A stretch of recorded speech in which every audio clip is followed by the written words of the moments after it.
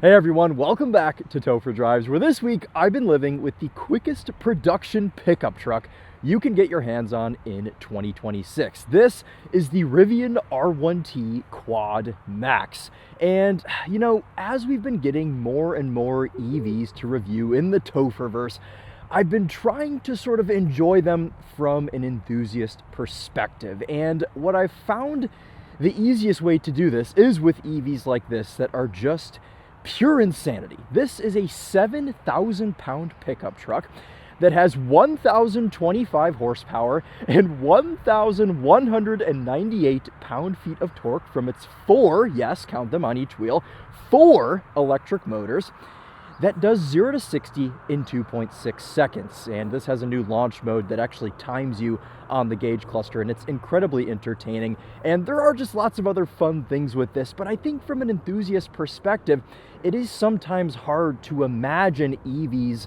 being enjoyable. And what kind of brought me around to this was when I drove the Tesla Model S Plaid a couple of months ago in Peoria, Illinois, thanks to my friends at Kaufman Mayer. Always have to give them a plug when I can.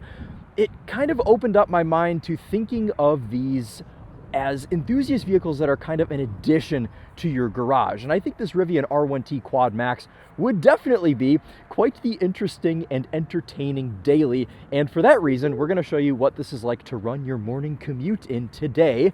But of course, first we're going to poke around this and show you what it's all about. Now for 26, they have done a couple of changes, most notably, so we should start with saying this is now the Gen 2 Rivian R1T. So there have been a couple of changes made in 2025, but for 26, they've added the NACS port. I love the way this charge port opens. So now you can go to Tesla chargers without needing an adapter. This has a 140 kilowatt hour battery, range from the EPA with these Pirelli all-terrain tires, about 338-ish miles, but in conserve mode, when I've been pulling this off the charger this week, it's been showing about 350 miles of range. Now the base price, you can hear it locking and unlocking a million times going hoo-hoo, because it's an owl underneath the metal, I suppose. I think that's new actually for Gen 2. They used to do like a little bird chirp, but now they sound like an owl. Anyway, base price on this Quad Max, the flagship Rivian R1T, is $115,000. This one as spec'd in the beautiful storm blue exterior and slate sky interior, with a couple of other options that we'll put in the description for you, is $123,000. So it ain't cheap, but it's got all the tech to back it up. You guys know the Rivian R1T. It's been around for a few years. Still have most of the same kit. This tows 11,000 pounds. It's got a 4.5-foot bed. But if you fold the tailgate down, it becomes a 7-foot bed. Some things do squeak and creak on this, and I think this truck would just benefit from a little bit of lube, a little bit of WD-40 on some of its components.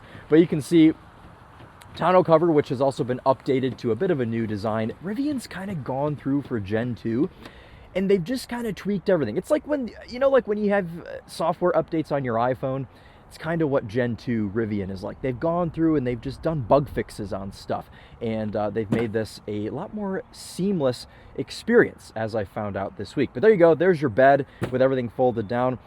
This is weird in the way that this is only a power fold down, which means to fold this up, you have to lift this insanely heavy tailgate, which if you're a real truck brother, my OBS Ford had a heavier tailgate than this, but when you have one that power folds down on an electric truck, you'd expect maybe it would power fold back up. Anyway, easy to use tonneau cover, just simple press of a button to open and close it, and it does the thing. This still has Rivian's iconic gear tunnel, which you could fit, I don't know, what do you put in there? Like 3 sets of golf clubs? I could probably fit in there if I really wanted to, but it kind of excuses the small 4.5-foot bed a little bit more, having this additional storage down here, and it holds quite a lot of weight as well, 250 pounds. So I can easily stand on this with no problem. Me and another person could stand on this with no problem. Hydrochromatic, chromatic, whatever. I've been corrected both ways I've said it. Roof on this, you can see, and a very cool sort of like old conversion truck style spoiler on the back, though. You know what this looks like? It literally looks like the front visor you would have seen on an old conversion truck. Anyway, let's close our gear tunnel. Emphasis on the word gear, and keen-eyed viewers would have noticed the badge of Gear Guard Gary, the friendly Yeti, on the back, signifying that this is the flagship Rivian model. You get the little Gary badge on the back if you spent the 115 grand for your 1,000 horsepower. It's little things like that too that I appreciate from newer companies that just have a little bit of a sense of humor. I mean, who else gives you a badge of a cartoon Yeti on the back? Nobody, only Rivian. I think the only other thing exterior-wise we have to show you, which, look at this carabiner key that we still have for 26, is the frunk. 2 quick presses on this key that will open this up, and again, quite a bit of storage in here. And you can lift this guy up and you've got a little bit more underneath, some extra bits that come with the car, first aid kit, tool kit, etc. And then, does this have a drain? I wonder if you could use this as a cooler. I'm not sure, but nevertheless, lots of room in here for other stuff. You can also close this with the key, which is quite convenient. I do always watch this close and latch though, because it does flap quite a bit on the highway, which is a little bit unnerving, especially for something with 1,000 horsepower that does go quite quickly. So as I mentioned, this is on the all-terrain tire. Rivian will also sell you this on a Michelin Pilot Sport 5, which is a super sticky tire compound that allows this to do the like 2.5 second 0 to 60. Obviously, it's going to be a little bit slower on this Pirelli Scorpion, but I do love these new wheels that they've just come out with. 275/65 R20 on the back, and I think since these are all-terrains, they are, yeah, 275/65/20. So if you get the sporty tire setup, they are actually staggered, which is cool, but squared setup here with these all-terrain guys. And honestly, I think the look is a little bit better with these. Makes it look a little bit newer and also just truckish, I guess you could say. Let's give you a look at, okay, so it's annoying in the way that it locks and unlocks itself a million times. Let's give you a look at the back seat and your first look at this Slate Sky Interior, which just gorgeous. I mean, the spec on this, whoever spec'd this, you did a good job. And if you're ordering an R1T, I suggest you copy this spec because I think it's the best one. Jumping into this, you can see we've got plaid floor mats as well. We have our own display here in the back. And at 5'11", set behind myself, I've got plenty of room. I mean, you've got a short bed, but the back seat room does seem to be quite sufficient for most passengers. I mean, I've got a good amount of headroom back here. You've got a fold-down armrest with cup holders and a console. You might be able to fit a phone in there if you're lucky. And then you got a couple USB-C ports. You guys saw that climate panel before it turned off. 2 seat back pockets. But I think what I love most about Rivians is just the overall design and use of materials in these interiors. I mean, they're so pretty. Alcantara headliner. You've got real walnut wood on the dashboard. I mean, it looks amazing up there, but even in the back of the seats, the door panels, I mean, the attention to detail in this car is really top notch. So I applaud Rivian for that. Even these little metal bits here in the seat, but not like a Lincoln where it presses into you and you have to feel the metal in your back. The little bit of plaid on the side of this headrest. I mean, it's such an exquisite interior, which for the most part feels pretty good. I've found that the only disappointment this week are these door pulls, which do squeak and creak quite a bit when you touch them. And it's on all 4, so we can't really excuse it to overuse on the driver's side. I believe these buttons are new as well for 26, though Rivian does give you a manual release, at least on the front. I don't see one here on the back, but when you step into the front, you've got a manual release here for if you get stuck in the car. So I guess maybe you just climb into the front, or I'm missing it on the back. Front seats are just as pretty, if not prettier, than the back. I just love this blue and white contrast. And then all that walnut wood on the dash is just gorgeous as well. An interesting change from the last Rivian I drove, which I think was a 2022 or 3 model. It was a bright orange quad motor that only made 800 and something horsepower. We're well into the quad digits now with our quad motor. That had a Meridian sound system. This now has an unbranded, what Rivian calls premium audio system, which I've seen reviews saying that it's worse than the old system, but we'll test it out today. I think it's all right, but we will see with our sound system test song, which I actually have not listened to yet in here. Again, you know, especially like when you're getting in this, like there's a whole sort of, you know, you're getting in, there's no handle either to grab on any of the doors, so I would maybe like to see that. Though this, with its air suspension on 4 corners, does go into kneel mode now for Gen 2, so it sets itself down, makes it easier for you to get in and out of, you know. But getting in this, you know, kind of adjusting yourself with the seat. The door closes don't feel super confidence inspiring. In fact, they kind of feel like a Tesla Model 3 when you get in and close the doors. So some of the touch points are a little bit disappointing as far as just creaking and squeaking.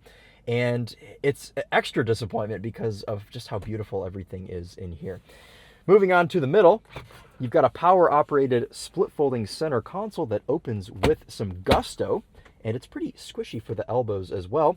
2 wireless chargers, massive tray down here that is grippy to put whatever you like, an additional tray there, and then some cup holders that pop out for your beverages, and I can see that people have been using these because they're covered in gunk, but that's what these are all about. You got to use them.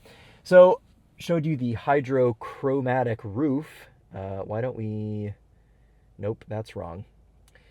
You guys are witnessing a boomer trying to use modern day technology. There it is. How about that? And then we hit it again. Daytime. So I always like these roofs, and a lot of cars, a lot of new EVs do have them. The Polestar 4 we were driving a couple of months ago had it. I think Teslas maybe have them. Maserati MC20, I feel like that had one too. So they're out there, but it's always fun to mess with them.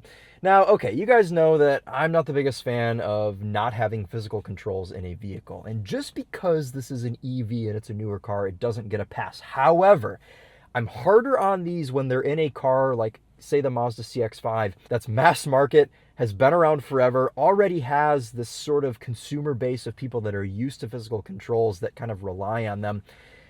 This is a little bit different because the Rivian, it came out like this. Yes, it has less physicality. We've got buttons to open the doors now and things, but we do still have a shifter and a physical turn signal and wipers and stuff. But most of what you do is in this infotainment screen. And while I do think this is pretty intelligently laid out, I mean, you can get to everything you need. It reacts quickly like a smartphone. I do appreciate that. And it does actually have a physical adjustment. You can hear our Conan Gray. It does have physical adjustment for your volume on the steering wheel, so it does get an extra point for that as well. The only minor bummer is that all of your climate control is in the screen, and the vent controls are also in here. Easiest way to get around this is just putting this into auto, but not everybody likes to use auto climate control, and I actually haven't really been using auto this week. I've been using this myself, and it is mildly irritating to do so. But not to dwell on the lack of physical buttons in this. As we said, beautiful wood dashboard that says adventurous forever over there on the right-hand side. We'd love to see it. Heated, ventilated seats, all the stuff. I mean, this is a $120,000 vehicle, so you have all of the creature comforts that you would expect in such a truck. This has, obviously, built-in navigation. It's kind of your default screen for this. Whoever, Sam, this is Sam's truck, I guess, so thank you, Sam, for loaning this to us for the week. You've got this new AI assistant, which can do all sorts of stuff, and now that I've clicked it, I don't know how to unclick it. There we go. So you do have voice commands in this too, and then the quick access menu to lights and roof and gear tunnel and all that stuff. And then we have this screen, which allows you to change all of your drive modes. We're still in park right now, so it's not going to let me do anything at the moment, but we've got 4 main drive modes: all-purpose, sport, conserve, and snow. Now, conserve will actually, as far as I know, will decouple a couple of these motors, and that's why we get the increased range with conserve, because it's not using as much juice. We can also go into rad tuner and tweak each drive mode to make a custom drive mode, and you can tweak all this sort of stuff: your regen, your roll stiffness, your damping, your wheel slip, your torque balance. All this stuff is individually adjustable when you are setting up these drive modes. Honestly, I've found these default drive modes to be just fine, and I haven't really messed with it too much. One last thing I want to show you, well, actually there are 2 other things. We've got this other menu here, which allows you to adjust your ambient lighting, all of that stuff. But Gary's got his own menu for Gear Guard, and you can see, oh, there are actually some incidents recorded in here. I don't want to expose anybody if they've done any bad driving, but this will record some things. And look at that, Gary's even got his own little short film in here. But we'll show you Gary again in a little bit because he is a crucial part to the launch control, which we're going to show you on the drive. And it looks like the lawn crew has just showed up. So why don't we put our seatbelt on and get the heck out of this parking lot. And we will start by using our very nice column shifter to go into reverse. You guys know I drive a lot of cars. I think this might have the nicest quality parking cameras that I've seen out of literally anything. I mean, I feel like I could reach in here and touch the texture of this tarmac here. It is just beautiful. Into drive, pulls up that front camera, and you can also change these as you go. You can see even the bed cam there. Pretty cool.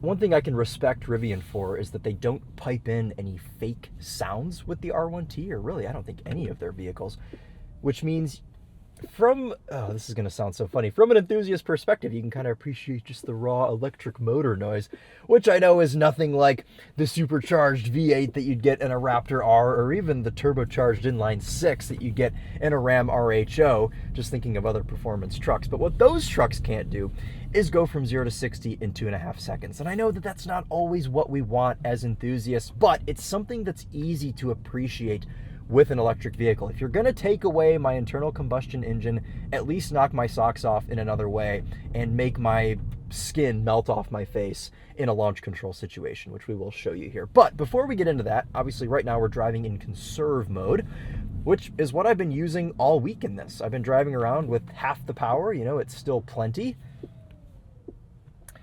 And the inputs in this are pretty good as well. Steering has a nice sort of medium lightness to it, and inputs as far as acceleration and braking and one pedal driving, which is super important in EVs. Very easy to modulate here, and I've kept this in, I think, what is it, the moderate one pedal drive setting? I'm actually in 80% regen in conserve mode. But I like that, you know, I'm not against a aggressive one pedal driving mode. You just have to kind of learn how to modulate this throttle, and it does a pretty good job. Clicking the turn signal, clicking the shifter, those are nice things to interact with as far as some of the only physical switches / buttons that you can use in the R1T. So even flat out in conserve mode, this thing still gets up and goes. I mean, there's literally no reason you need to be driving this outside of conserve mode in day-to-day driving. I mean, literally zero reason, but we're going to put this into sport because I want to show you guys what this thing can do when you unleash 1,198 pound-feet of torque, 1,025 horsepower. It is just insanity.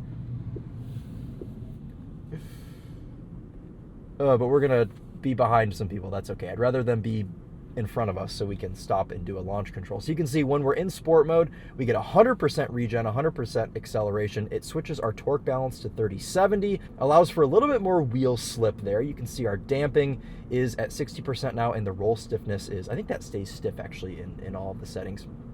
Steering goes into sport as well. This is just the best part of this truck. All right, are you guys ready to do 0 to 60 in under 3 seconds in a 7,000 pound pickup truck? Because I'm definitely ready. All right, let's wait for this last little bit of traffic to clear out, but we're actually gonna need some time anyway. Okay, so doing launch control in this, it's a little bit of a process. You have to click the checkered flag, and then Gary pops up.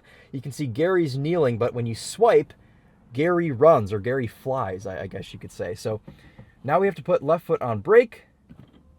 This will now lower its air suspension down into launch mode. This is sort of like the Tesla Plaid going into cheetah mode. All right, here we go.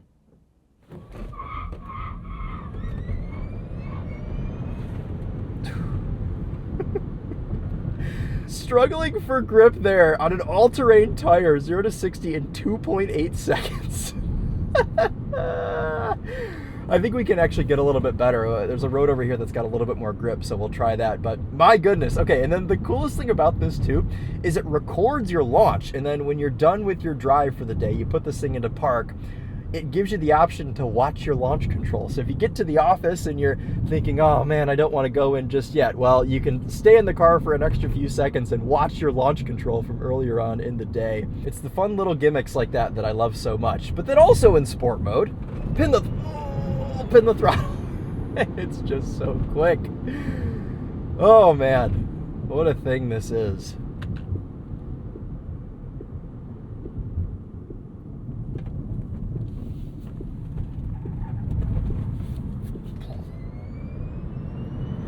Very safe traction and stability control system. This doesn't let you do anything stupid. I was full throttle around that corner and it really only gave me like, I don't know, 20% throttle there to make sure that it didn't loop the truck. But having this on, having this safe traction control system, I think it's important with a big 7,000 pound thing with 1,000 horsepower, because you could really do something dumb in this, and well, it prevents that. All right, let's do one more. Last record, 2.8 seconds. 2.66 seconds. I knew we'd be quicker. There we go. Okay, tires are a little bit more warmed up. That is just peak G-force, 1.24 G. Holy crap. This thing is just pure insanity. Cheers, Gary. All right, we're going to turn launch mode off. And let's put this into all-purpose mode. Now this, we've got 50% acceleration. What is conserve mode? That's 0%. Okay, well, 50% acceleration, 80% regen, 60-40 torque, 40-60 torque split.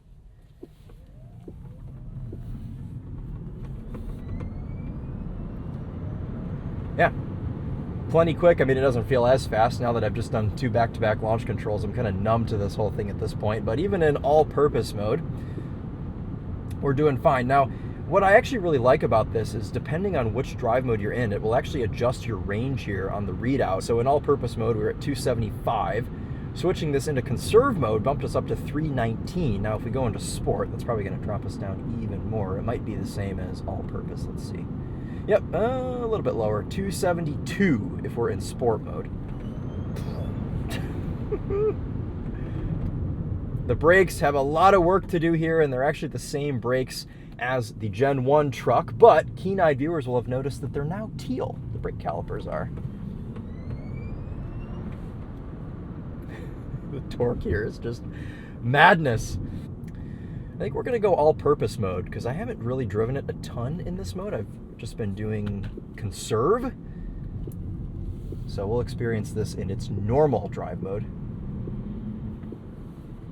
So once you're done with Gary's launch control, what is this like to actually daily drive? Well, you can see that this has a really cool display here on the gauge cluster that shows you all of the vehicles that are around you. And I think it's cool that it has sort of unique bits here for different vehicles. You've got the semi-truck there, you've got the SUV and the car. They're all unique things.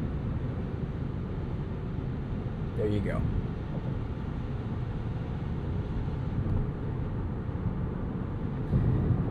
All right, let's get this big tank merged onto the highway, and we'll show you the driver assist in this, which you get by pulling the column shifter towards you twice. That will put this into universal hands-free. Tells you to stay attentive. This will do most of it for you. You just have to make sure that your eyes are on the road. Look at this, it's showing this truck with a boat as a semi. That is funny.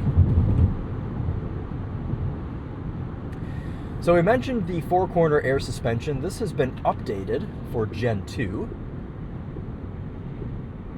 One solid click there of the turn signal, it will get over for you without you having to have your hands on the wheel, which I do like. Now, like I said, air suspension's been updated. This one has the all-terrain tires on it, so it's got a little bit more sidewall.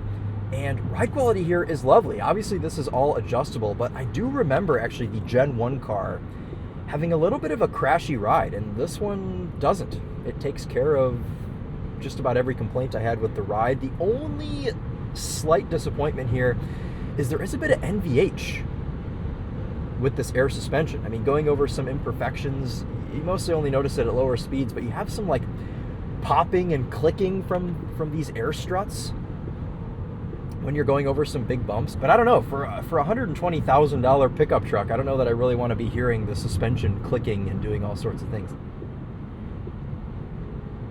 This does a pretty good job accelerating when you put the turn signal on. Sometimes it does hesitate for a second though, which I don't super love. And also, you guys can probably see on camera how much this hood is flapping around in the wind right now. I mean, it's just all over the place. So that's a little bit unsettling. There are still a few build quality concerns with this. Do I think it's better? Yes. Do I think they still have a little bit of room to go? Yes. But anyway, as far as sitting in this, we talked about ride quality. Overall NVH, we'll give you a second to observe.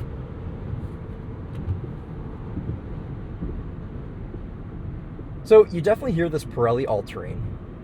You've got a little bit of wind noise, but I think overall, the NVH level is not offensive. Could it be quieter? Yes, but I definitely don't think it's offensive for what this is. Seating position in this is great. I can see both corners of the hood, making this easy to place in parking lot situations or even on the highway. Elbows are at an even height. You can kind of rest them here on the bottom of the wheel, and you can set yourself off pretty comfortably here. I mentioned that this is squishy. It's a little squishier than the door panel, but both surfaces do have some give to them. I think the steering wheel feels good in the hands. It's also just very pretty to look at. I love the flat bottom. I love the wood accenting on here, though I do wish maybe they'd give you a wood spoke or a little wood inlay on the actual leather part of the wheel. I think that would look really nice, and it would go with the wood dashboard in this. But just sitting in this, it's very comfortable, and all of the seat controls are actually buttons on the side of the seat. Not praising Rivian for this, because this is just a given. It should be like this, but it's good that the seat controls are not in the infotainment. And you've got some pretty good lumbar adjust here. This does come out quite a bit. It goes up and down.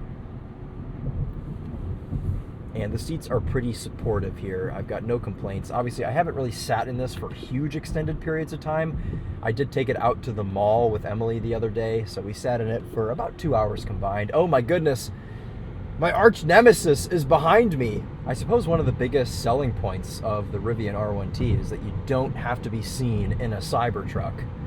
And you still have just about the same capability, and this is quicker. It's got the same 0 to 60 time as the Cyber Beast Cybertruck, and it's faster to 100 miles an hour. So really, you're winning in all fronts, and really from a styling perspective as well, and from an interior usability perspective. I mean, that is just gopping. I know it's a very impressive piece of tech, yes, but just like, as James May would say, gopping to look at. And the Rivian is not. This is just a very stylish pickup truck. Oh, that's a choice. All right, let's get this off the highway. Tires are on the verge of squealing at 40 miles an hour because, I mean, this is near as makes no difference, 7,000 pounds, so you can't really get away from physics here. But, you know, for what it is, I think the chassis actually does a pretty good job. It does handle better than a Silverado EV or Sierra EV.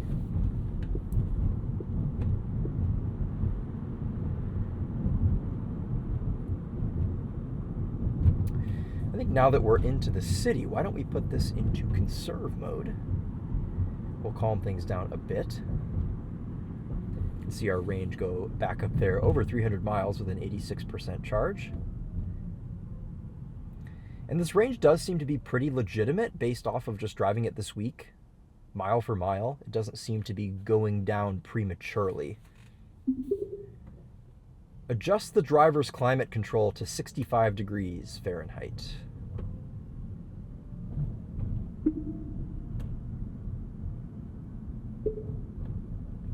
Look at that. That's the first one of these I've used in forever that actually works. Hey Rivian, turn on my heated seat. Hey Rivian, put my heated seat on setting 1.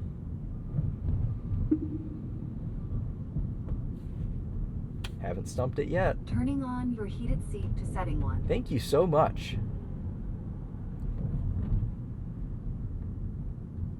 So there you go. Okay, I think this is another thing that a lot of manufacturers just don't invest enough time and money into, is a proper voice command system that actually understands you. And I've said Rivian a couple of times while driving the car, and it hasn't come up like a Mercedes does when you say the M word in a Mercedes and it freaks out. But not only is this intelligent in beginning its command, it actually understands what you want it to do. Hey Rivian, put me into all-purpose mode.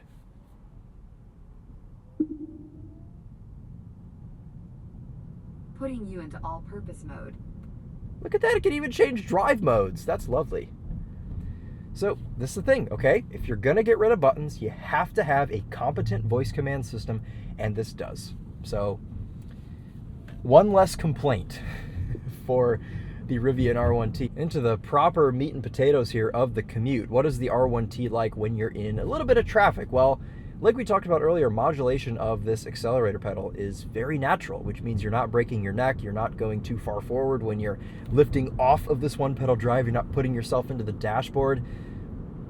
It's a very well-tuned system. And I think, you know, it's an advantage to companies that build cars like this and only build cars like this. You know, Rivian, they only make electric vehicles. They really only make SUVs and pickup trucks, which means they're able to dial this formula in so well that there's really no excuse for them to be doing something wrong as far as driving goes here. And I don't really think they have. As far as the way this thing drives, I don't really have any notes for this. It just does what I want it to do. You do have a couple little baby rattles in this interior. They sound more like they're coming from the back. All right, well, as we get into town here, why don't we do a sound system test on this unbranded Rivian premium sound system.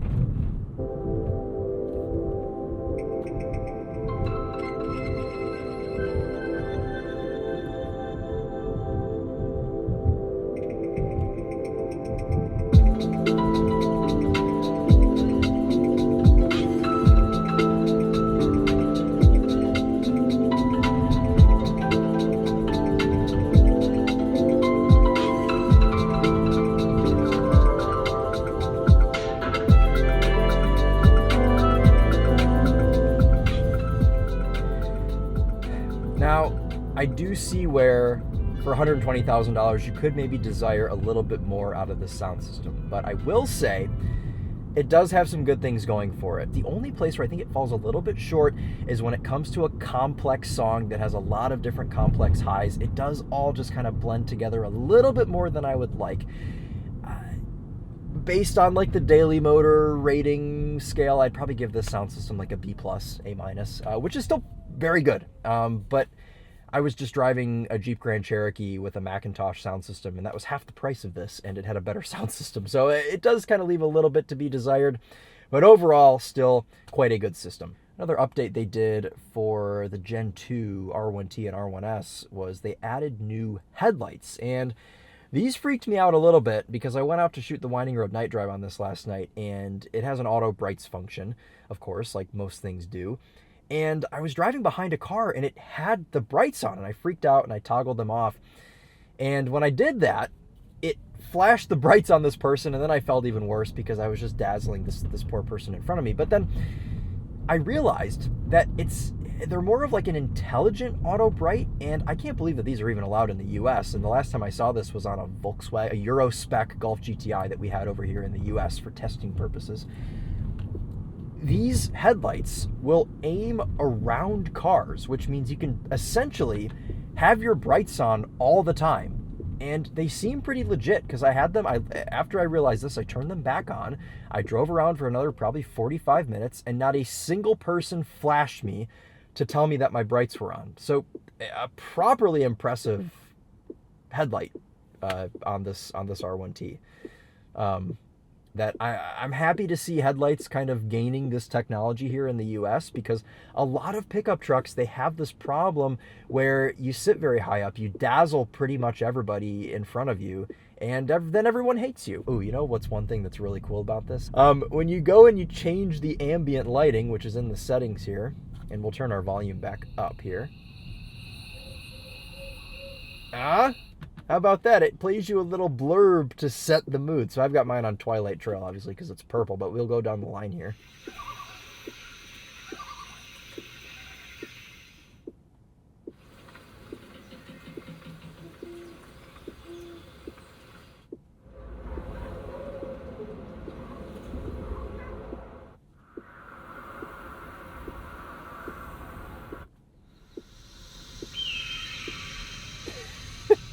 Bald eagle.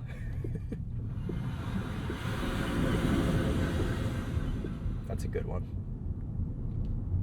I like Obviously, I like purple the best, but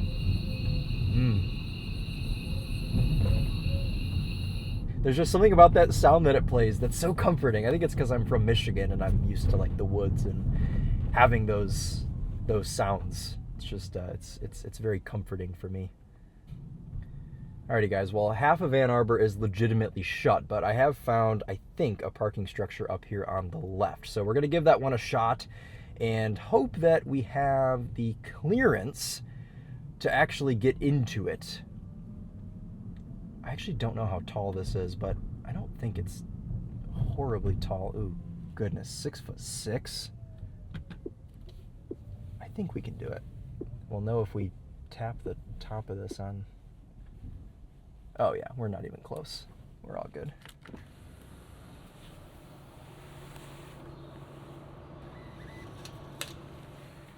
And just like that, we've made it to the office. So let's get this Rivian R1T into this unfamiliar parking structure. Luckily, you do have quick access to the cameras here. We can pull that up and avoid the beautiful Thunder Night BMW Z4. And legitimately test out the maneuverability here of this R1T.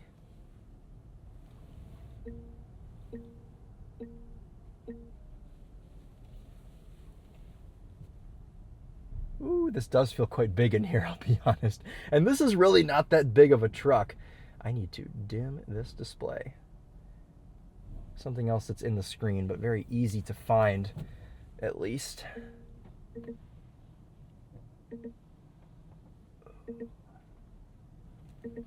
We're good. We made it.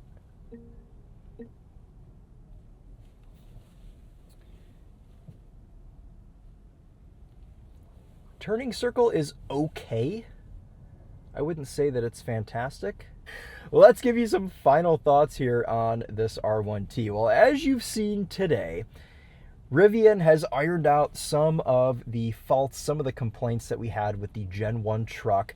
And also, the way that they do the lack of physical buttons in this is slightly less infuriating than it is in something like a Mazda CX-5. Obviously, I would like a climate control panel. I think it would elevate this interior quite a lot because I'm sure they would do a really good job at making one with just the way that the rest of this interior is quite exquisite, you know.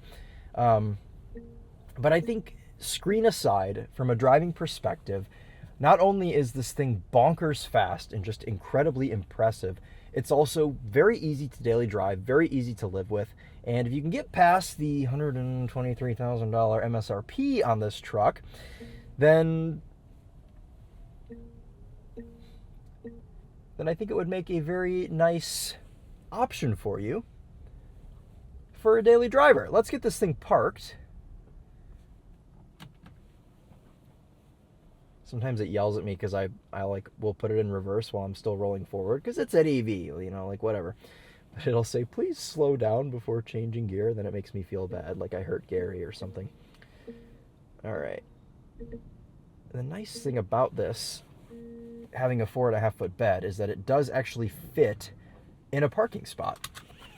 So this will go down into Neil. And there's no stop-start button. You just get in and get out, and that's it. But it just fits in a regular spot. You don't really have to worry about putting this places. Its width is kind of where it does sometimes feel kind of big, but you can see it fits in this parking spot with no problem. So, well, there you go. That's been a bit of a morning commute there for you guys to the city in the quickest pickup truck that you can get in 2026, the Rivian R1T Quad Max. So thank you guys all so much for watching. I guess I'm starting to film more EVs these days, but it's hard to pass up filming something that has over 1,000 horsepower. So we had some fun today. I hope you guys enjoyed, and we will see you in the next one. Let me know if you have any questions, but thank you again all so much for watching. We'll see you next time. Take care.